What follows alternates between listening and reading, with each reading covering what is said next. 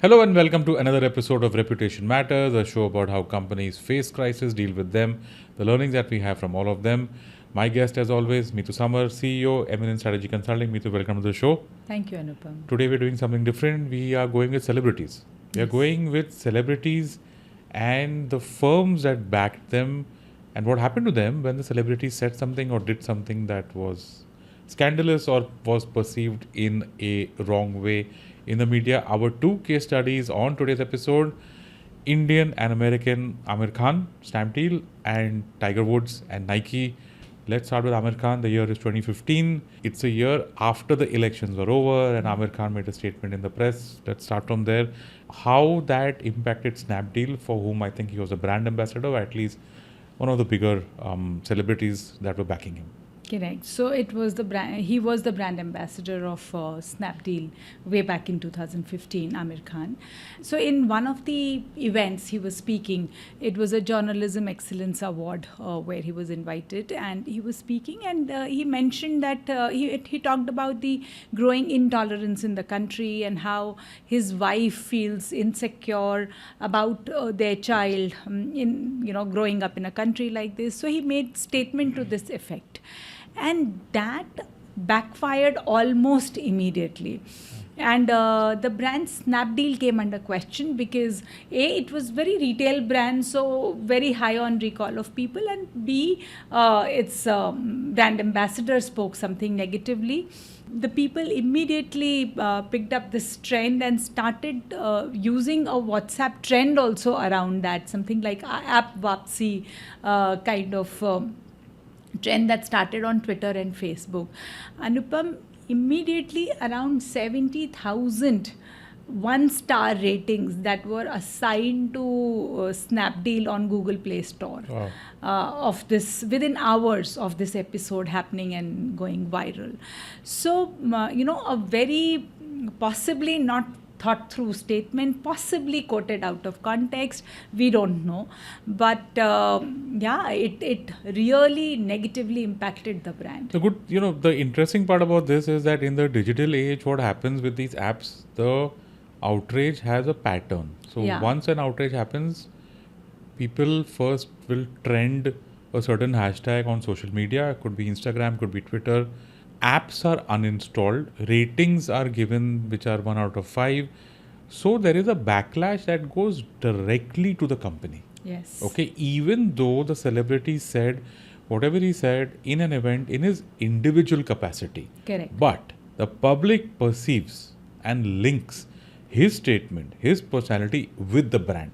So the brand didn't do anything out here. Absolutely. They are just collateral damage. Absolutely. But they face the heat out of all this. This happened in 2015. Here we are in 2024, and I think the viewers and you yourself also know that every time these kind of quote-unquote controversies happen, the backlash is on the brand. Whether it's a show on some streaming media, whether it's a brand ambassador, whether it's a celebrity.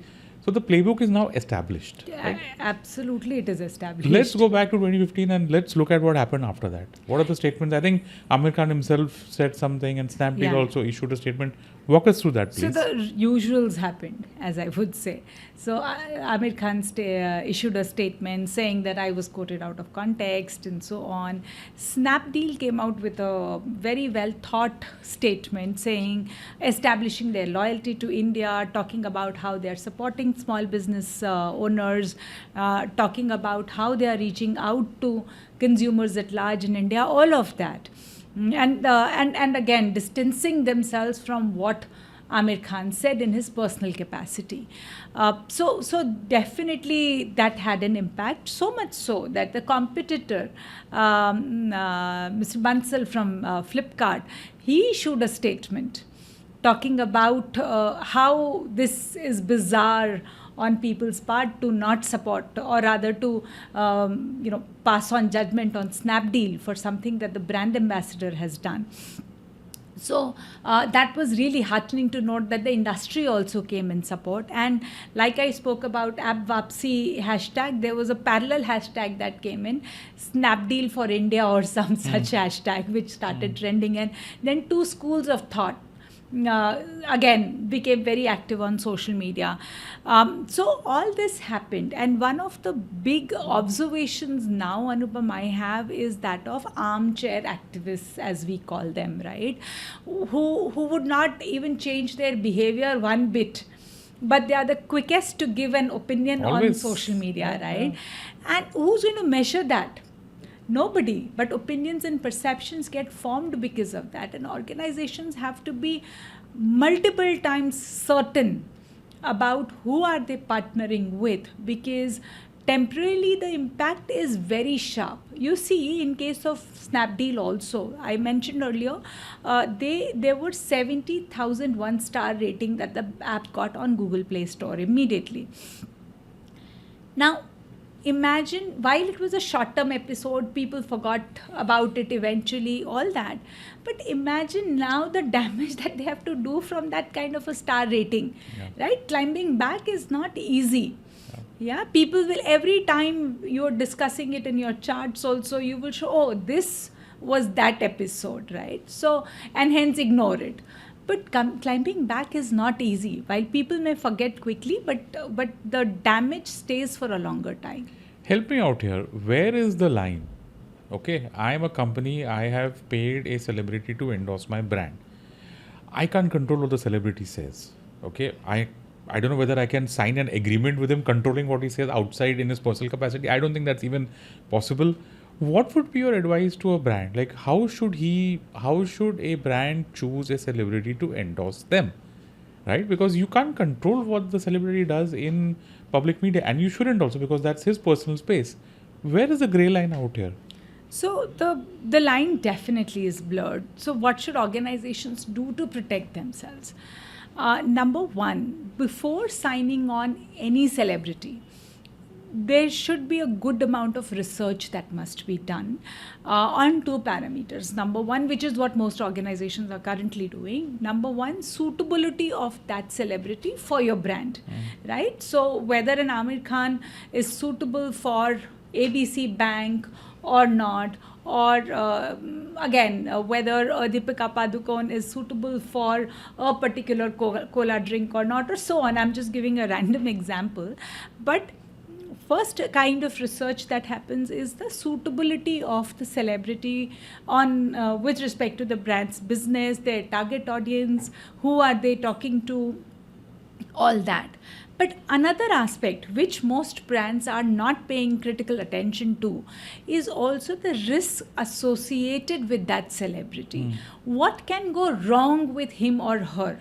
And if the possibilities of things going wrong are A, very high, and B, of the nature that you wouldn't want to associate, then one should stay away from that kind of a brand's ambassador. So that kind of a research on suitability and the risk quotient, so to say, one needs to look at. And it's interesting, right? Because in the last few years, we've had so many instances where platforms that show shows or movies on their apps, I'm talking about OTT out here. Yeah. And suddenly people find something objectionable in that, So I just feel that a lot of this is now here to stay. Yes. Whether it's a celebrity or it's a show or it's a movie, that a certain digital organization, whether it's a Snapdeal or it's an OTT streaming platform, this thing is here to stay. People take outrage and they will have a problem with something that you put out there. So that makes this even more important for our audience to understand how to face such a crisis when it happens. At least I think that one good point out of this, and help me out here, is that this bites. I mean, it goes by. There is a point of time where this happens, and then hopefully after that it's business as usual until the next crisis happens. What do you think? That people forget, it goes by, all that happens, Anupam, and that is what maximum people believe. But let me give you a couple of examples. At least let me give you one interesting example. Recently, a head of a company, very, very popular Indian company, he got in touch with me, legal head, that many years ago, some allegations were put on the promoters. It was a very popular news at that point in time, hitting headlines. Eventually, it died its death and people forgot. And like you said, it goes by. And it was in the day and age of social media, so it was pretty active at that point Yep, in yep. time. Now that company is looking at getting private equity investment. Okay. And the investors have done their own internet search, and this episode Came out. got caught. Okay.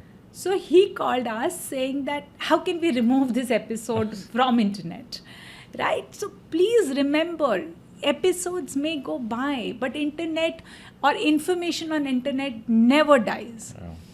You will always page, and you may not find this information in page 1 or 2 or 3, but page 4, 5, 6, 7, somewhere it'll get caught, and people who are looking for information Will for find you it, yeah. will find it, right? So prima facie you may be able to color it, but eventually the right stakeholders will find it, and Sure. that is where you will come under challenge.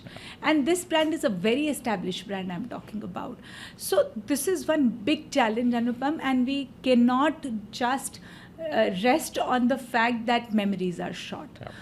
That's my humble submission to all the companies, that pay attention to what is the kind of narrative that is getting shaped about you.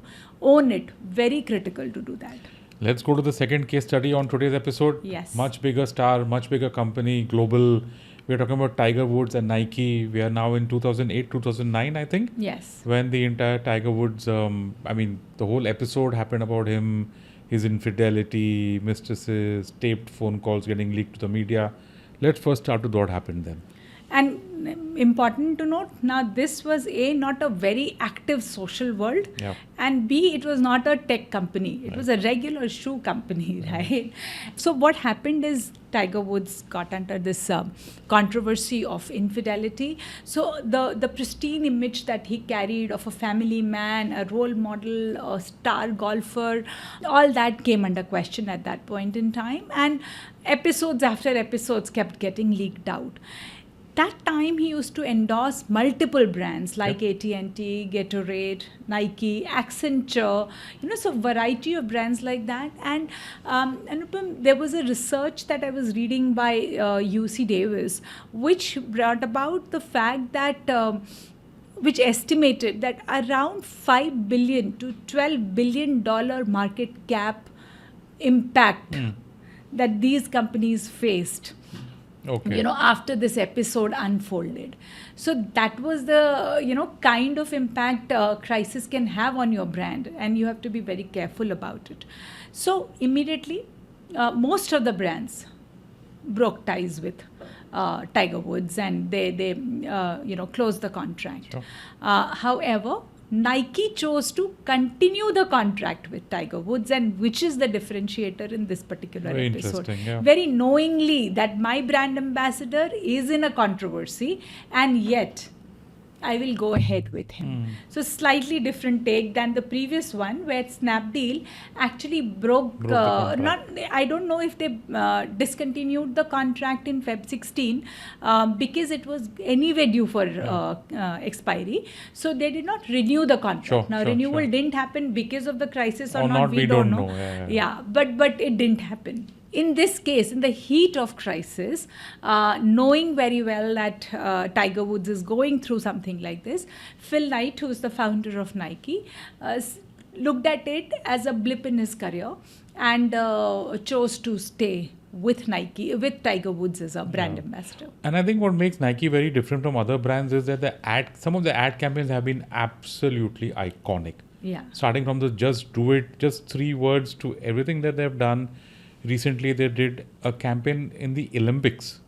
Winning is not for everyone. Yes. Again, that was like very controversial. People didn't, think that had the right messaging. So all of the ad campaigns throughout have always been provocative, inspiring. People will always have an opinion on what they're doing. Yes. And they still chose to stick with Tiger Woods at that point of time. Yeah. Did they put out any statement or anything, or they just did a business as usual, or they did any messaging or ad campaigns at that point of time?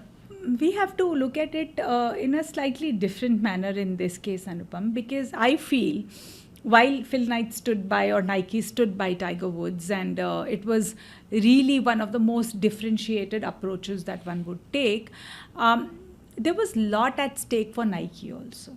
right?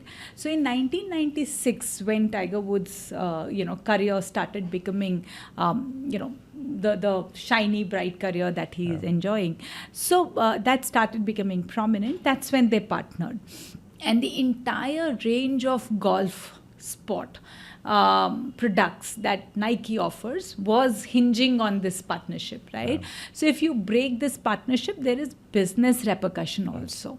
So very well thought through decision, because if that happens, then already there are business challenges. Now the brand ambassador also goes away, then that whole business itself comes under question. So I don't think it was a campaign-led approach that they took. It was a very conscious business call they took.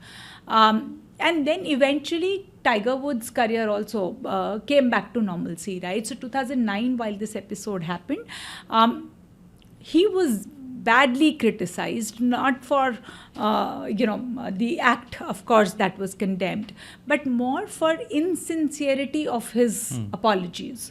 So in the 10 months running from November 2009 to August 2010, he issued 8 apologies. His PR team or his team, whatever, they issued 8 apologies of different times, or 8 statements at least of different kinds. And so, eventually people had started taking it for granted. But eventually he did one press conference where he, then very genuinely faced the media, accepted the act not being in sync with his, so to say, image or what is expected out of a role model, and then promised to, come back with a good game eventually. And parallelly during this period, I guess, for whatever reason, but his game also suffered. He was not really winning the, matches either. So it was a parallel bad time. Eventually his game started, coming back, game started improving, he started winning matches. Then this press conference happened and public perception also started turning positively, though social media was not that pronounced at that point in time, but it was there. Yep. So initially in November 2009, he had become like a joke and memes were being issued. Eventually the sentiment started turning positive. Yeah. So in a manner speaking, that this whole choice of staying together in difficult times worked for Nike. Very interesting, because you've got the brand, you've got the company that has built its reputation over a long period of time, and then because they chose to side with someone or use a celebrity's fame for their brand, they get dragged into this entire thing. But then they're joined at the hip, right? Because the celebrity and the brand both at some point of time, in a certain sense, merge. The brand benefits from the celebrity's fame, his success in both the cases. What do you think in India now, which is still new to this concept of endorsements, for sports and for Bollywood? Do you think that companies will keep on occasionally facing these crises every once in a while between a celebrity's individual freedom of speech and the stance that he takes versus the brand's own identity going forward? Like something that happened in the US. Yeah. Without doubt, right? As in there is no ambiguity around it. That because of brand ambassadors, companies will come under trouble, 100%. And the reverse is also true. Because of Companies Act, because these brand ambassadors are personalities by themselves, they have their own, reputation to protect. And the companies that they partner, if they do something which is, again, not in line with the regulatory authorities or not in line with the expected business outcomes, the brand ambassador's image also suffers. So like you said, they're joined at hip, right? Both of them are influencing each other in some way or the other. So there is no ambiguity that this problem is going to persist. What one needs to look at is, like I said, preparedness. Whenever you're partnering with a brand ambassador, do enough research on how risky it is to associate with them. Then the chances are like anybody's guess, right? Anything can go wrong with anyone, but at least you're prepared for what kind of scenarios that could come in. Okay, now that we've defined the problem, let's bring in a solution. Yes. Let's bring in the learnings from both these episodes and, wrap this up for our audience. First and foremost, and very again, one of my favorite recommendations is brands should not start struggling on creating their narrative when crisis hits, right? Because then you have very limited opportunity to control the kind of outputs that will come out when anyone does a Google search on you or any kind of platform search on you. And it's become very, very natural nowadays, right? I need any information. We were having a conversation just a while ago and we had a doubt, Google it, right? So Googling is it's become a verb. So it is very important for brands to pay attention to building, establishing or strengthening and then protecting their narrative on social media, on the digital media altogether, not just social, particularly on search engine platforms like Google. So that needs to be done pretty consciously and in a structured manner. The second point, we are known by the company that we keep. Right? So whenever you're partnering with a brand ambassador, be very aware of what is the kind of personality you're partnering with.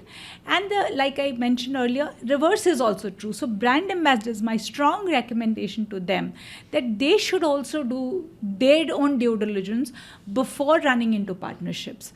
Nowadays, so many celebrities, we just saw Olympics and then we read how everybody is running behind the winners and signing deals for them. The winners should be conscious of who they partner. You would recall the challenge MS Dhoni had with Amrapali. You remember that they went back on their promises and they had sold. That was the construction company that he had associated himself with, and the construction company did not deliver on the flats, and Dhoni took the heat for that. Precisely, right. For what fault of his? Right? So we have to be very conscious. The reverse is also true, that the brand can do something wrong and it can impact the ambassador. So these two things in this case needs to be paid attention to, and that's the big learning for today. Number one, shape your narrative and build and protect it.